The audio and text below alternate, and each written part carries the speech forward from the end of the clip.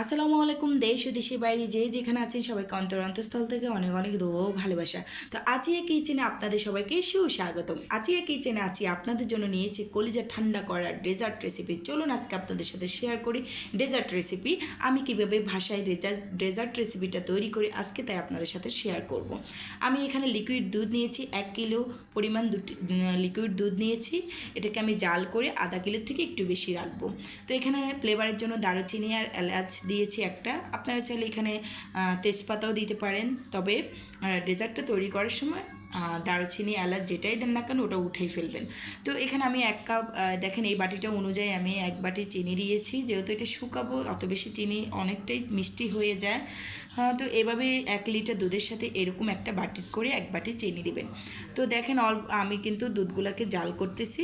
এগুলোকে আমি আধা কিলোর থেকে একটু কম করে ফেলবো। অবশেষে হয়ে গেছে, আমি চুলাটা বন্ধ করে দিয়ে ডেজার্টটা তৈরি করার জন্য চলে যাব। তো ততক্ষণে আমার সাথে থাকুন, পাশে থাকুন। তো এখানে বাটি নিয়েছি, এখানে আমি 3টা ডিমের কুসুম নিয়েছি। আপনারা চাইলে এখানে 4টা ডিমের কুসুমও দিতে পারেন, আমি 3টা দিয়েছি। তো এখানে ডিমের কুসুম দিবেন, ডিমের সাদা অংশটা দিবেন না। তো এখানে দেখেন 2 চামচ চিনি নিয়েছি, টেবিল চামচের চিনি নিয়েছি। এগুলো আমি একসাথে নেড়ে দেবো।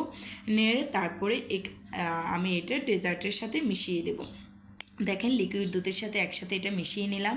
তো আমরা এভাবেই কিন্তু ডেজার্টটা তৈরি করি। আপনি আমার রেসিপিটা ফলো করে বাসায় তৈরি করে নিতে পারেন। তো এখানে গুঁড়ো দুধ দিয়েছি, 1 বাটি গুঁড়ো দুধ দিয়ে দিলাম।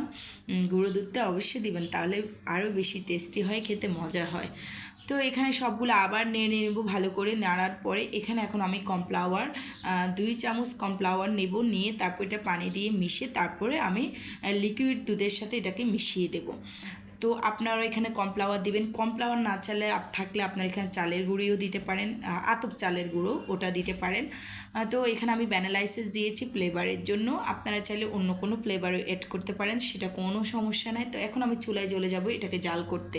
দেখেন খুব সহজেই কিন্তু আমরা বাসায় ডেজার্ট তৈরি করতে পারি এবং মানে খুব সুস্বাদু হয়। আমি আপনাদেরকে গ্যারান্টি দিয়ে বলতে পারি, আমার রেসিপিটা ফলো করে যদি বাসায় ডেজার্টটা তৈরি করেন, মানে রেস্টুরেন্ট দোকান যেটাই বলেন না কেন সব থেকে আমারটাই কিন্তু পারফেক্ট হবে। তো একটু মজাই করলাম। তো আমার অবশেষে দেখেন হয়ে গেছে, ফুটফুট করে এরকম ফুটতে থাকলে মনে করবেন ডেজার্টটা তৈরি হয়ে গেছে। তো দেখেন এবার আমি এটাকে বাটিতে ঢেলে নিয়েছি। আপনারা চাইলে এটা ছোট ছোট কাপে নিতে পারেন, চায়ের কাপে নিতে পারেন, প্লাস্টিকের ছোট ছোট কাপ আছে যেগুলো, ওটাতেও নিতে পারেন। আমি এটা বাটিতে নিয়েছি।